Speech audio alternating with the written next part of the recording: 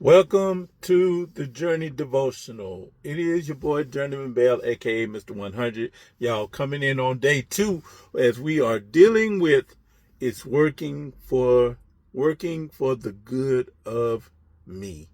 Where we are dealing with Romans 8:28, where it talks about all things, for we know all things work together for good to them, for the good, to those who love God and who are called according to his purpose. And so we are dealing with the works, the W, the O, the R, the K, and the S of works on this week, and how God operates in his employment and the things that he uses. And on today, we're dealing with the ownership, the O of ownership. What do I mean by ownership? Which is simply saying God's possession. This means that this is God's orchestration and this is God's operation that is occurring in the process of what he's doing. And this simply means that with God's operation, God's orchestration, and God's ownership, that he is what? The overseer of our lives, which means that what's happening in your life ain't by accident. Whatever troubles you're dealing with ain't by accident. Whatever problems are in your life, it's not by accident. Whatever the circumstances and why you are in the situation that you're in, I want you to know this, that it's all the workings for the good of you. What do I mean by that? It's working for the good. It's working for what Romans call 12:1 says, we present our bodies, what? A living sacrifice, what? Holy, what? And acceptable unto the Lord, which is his reasonable service. That word acceptable is dealing with good and the good of it and the well-pleasing of what it is to be what God is calling us to be and what God is making for us. And that nothing in our lives, even the bad, all things, are a part of the good of God. There is nothing, and I'm jumping ahead of myself, but there is nothing bad that's happening in your life that's not going to work for good. And you may say, well, I don't see it because all I keep seeing is bad stuff happening. Well, beloved, let me just tell you, it's because you have not really embraced the ownership and the orchestration and the operation of God's overseeing of your life. Because if we really could see it, if we really could see past our pain, past our problem, past our persecution, past our downtrodden lives that we seem to go through so much with, we will discover that there is indeed a true and purposeful plan that he's making out of this. Or we say, well, when I'm going to see that part, when am I going to see the good part of God? When am I going to see the part that's supposed to be good for me? Well, when you get out of you and see the God that he's working through in you, that these trials, these tests, these tribulations, these circumstances that come in our life are all a part of God's plan for purpose for his glory. It's bigger than just your pain. It's bigger than just your problem. It's bigger than that because why? He's overseeing everything. He's governing everything. So when I'm talking about overseeing and it's working for your good, and I'm talking about you being a sacrifice and all of this working for your good, for the good, I'm saying at the end of the day that this is a part of God's ownership.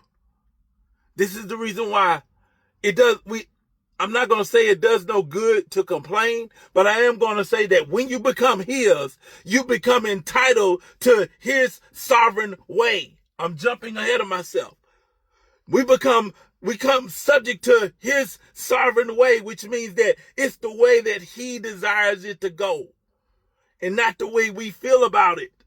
I know that's a hard pill to swallow, but when we made him Lord over our lives, we made him Lord for salvation from what? This life. So that means that the things that he used in this life, these circumstances are just a part of what is really trying to make you. So the real question is, for all the things that are happening, what is God really trying to say to you? What does he want to say? In these all things places, him being the overseer, the ownership of us, the orchestrator and the operator of our lives. What is God saying? We get upset about it. But God's saying that if you don't understand how my ownership works, then you'll never understand the boundaries that I'm really setting in your life through your all things. Think about that for a minute, that your boundaries, that God is setting boundaries up through your all things, even when these places that slow you down, that delay you, that put you on the back burner, that make it feel like you're second, third, fourth, and fifth place in God's sight, that all of these things are strategically and systematically placed in your lives. The infirmities in your lives, the hard places that seem like God is always hard on you places, that all of these things are a combination of what it's trying to do for his purpose. Come on now. And when we joined up for it, yeah, we didn't sign up for it, but God says, once I become your owner, I can now set the standards and the boundaries for what it is in your life. So today we're going to talk about the 5 boundaries that God sets, or the 5 boundaries of things that God uses in order to establish the good in our life, the purposeful life. The first one is this sovereignty. When Paul says that, and we know, Paul is basically saying that his sovereignty becomes the boundary and the fixed perimeter of our faith. That whole we know place is addressing his reverential place, that God will never ever put anything in our lives that is not connected to a faith in him. Every trial and test, those all things are all a part of God's sovereign plan for your life. He'll say, I'll have compassion on whom I'll have compassion, and I'll have mercy on whom I'll have mercy. He said, I, the Lord, made good and evil. He said, I, the Lord, made all things. That means that everything that God is using and making in your life right now is a part of his sovereign plan. So we get upset about the way God does things, but we don't understand the sovereignty that he is trying to fix the perimeters of our faith by what? Using obstacles. God is using obstacles to fix our perimeters of faith. Y'all got to catch that. God is using obstacles to fix our perimeter of faith. Okay? And so this is how his sovereignty works. So we get into this, well, okay, God, if you won't fix it, it won't get fixed. And that's true. I'm not against that. But I am saying that our heart's behind it, because what we're really trying to say is, God, if I can do something different, I'll do it. We're not saying, God, I'm accepting this as your shepherdship and trusting that even though I got to go through this plan, that I'm embracing it. We're saying it as in, okay, God, this is the way you're giving it to me, so I'm just going to accept it. I don't have no other choice. So we're really saying is, God, I wish I could do it my way. But God says, I need for us to understand my sovereignty. And God, this is the perfect way for me, even though it's the most painful way for me. Your sovereignty is a part of the working of what it is you're setting your boundaries to ensure that you are God and you are watching over everything. Second point, the management, the boundaries of management, where it says is his working. We're dealing with God's working hand, and really God is doing all the heavy lifting. If I can be honest, we are just providing the dual efforts in our part. So basically, when you do your part in what's the working, so whatever your trial is, basically, God says, I'm the manager of my part of upholding you. It's your part to uphold me with your faith.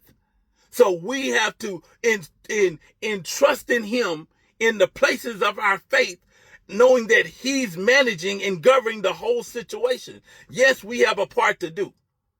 But if our part requires forcing what God's hand won't help, now we're getting into a battle over authority and over power. And God is saying, hey, listen, Don't force your hand in a place. Don't force yourself in a relationship. Don't force yourself in a situation trying to make it work your way. He says it's your job to be present in the situation. Trust me through the situation and let me manage and navigate you through the situations that, watch this, that I've already orchestrated. If God brought it to my life, then that means that he already knows how to maneuver us through our circumstance. So God says, just stay available in your faith place for my movement so that I can manage you in how you should believe in me. Because that's what we want to do. We want to use our faith the way we want to use it. And God says, no, I need for you to use your faith the way I'm trying, the way I gave it to you. That's why he says he gives each of us a measure of faith. So if God gives you a measure of faith, it's because he already knows how to use the faith. Y'all got to catch that. God gives us the faith so that we can use the faith the way he has authorized it for us to use it. He's using his managerial skills in how we should orchestrate and conduct our faith. So what we try and do is we try and force what God's hand won't help. And that's the reason why the struggle is that, God, I'm believing for you for healing. God says, I didn't tell you to believe for healing right now. Why are you believing for something that I didn't put in your faith for this situation, for this working place? And God says that your faith doesn't work the way you want it to work. It works according to the way that I've administered it to you.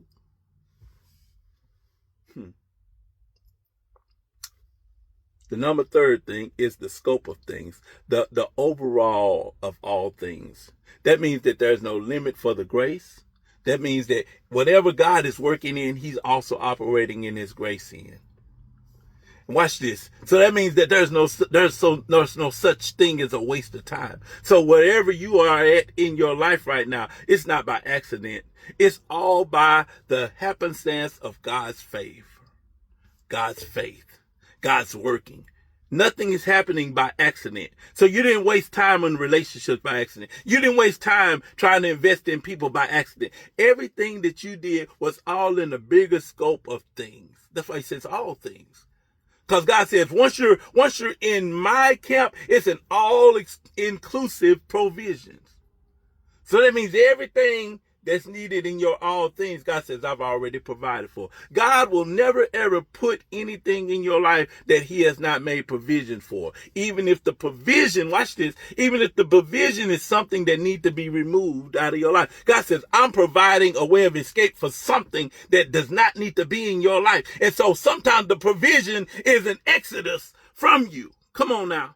So he says, I'm allowing all things to work. So that means work in and also work out. God says, I'm being a provider or provision, or I'm seeing for on your behalf something that does not need to be in your life at this time. Moving on. All-inclusive provisions. Fourth point is the alignment place. Watch this. It says, for those who love him. The alignment of love is the thing that you need to gravitate to in this all things working. Knowing that, watch this, to keep your focus on who? Him. Stay in the love. Because what? Love covers a multitude of sin, right?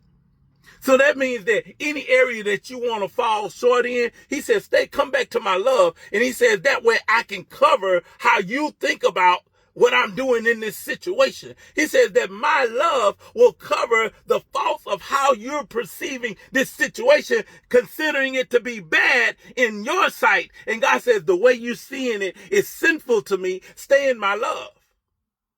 He says, but I'm going to use my love to cover your misinterpretation of my all things.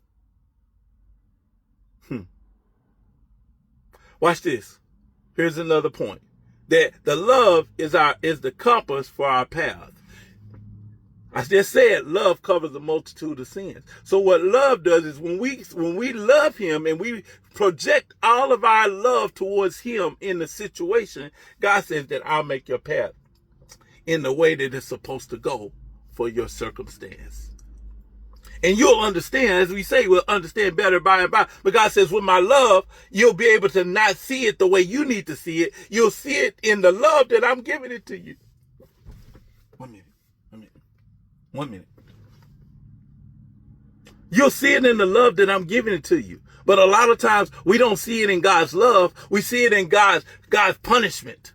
And God says that you're missing me, because he says it like this. He says that he chastens those he loves. He chastens it. That means that everything that he does, his rod corrects us. He says that I'm keeping you on the path, but you can't see it because you're too focused on what's hurting you. And God says you're missing the pain in the hurt. And you're not seeing the hurt as a help. You're seeing the hurt as a punishment. And God says the reason why the sickness is still there is not because the enemy. It's because I love you enough that this sickness is to keep you in a place of love. Now, see, that's going to go over a lot of people's head, because you're going to say, oh, sickness ain't of God. But then explain to me why God won't remove it immediately. Explain to me why some people die with it. Because it's not about the sickness. We got to get out of just, God, I'm believing for a healing, and see that this sickness is for a greater design of something that God is trying to work. What is he trying to work? The purpose that's on the inside of us. But we can't see it because we're too focused on the issue more than what God is saying. Focus on the love that I'm doing in it. That I loved you enough to allow this condition to stay where it is.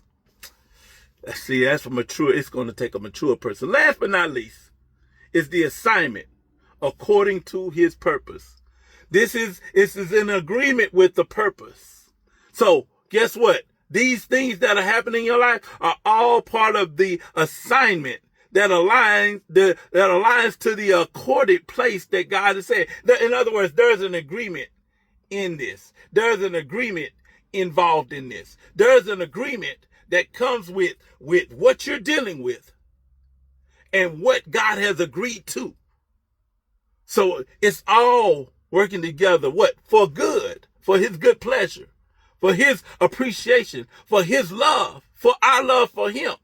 He said that all of this is an ownership place that I'm taking responsibility for, so that I can orchestrate, operate, own, watch this, and oversee through your assignment of agreement that needs to be taken care of. God says that it's all a part according to. So all of this is happening according to the purpose in you. All things are happening for the purpose in you. There's nothing by accident that's happening. Your suffering place is not by accident, but it's according to the purpose that God is playing. Well, I wish he'd go ahead and tell me what it is so we can be over with this. Why? Because there's always going to be something else. If you haven't figured it out by now, there's always going to be some other things that work for your good. So just getting past this assignment does not mean that there's no more assignments of your all things. You have to take the all things, the good, the bad, and the ugly of the assignments to realize that it's according to the purpose that's working within you. The purpose for his glory. Because he's the owner of our lives. This is the journey where we take life one step at a time. Y'all tune in tomorrow as we cover the next part of God's work for our good. Y'all be blessed.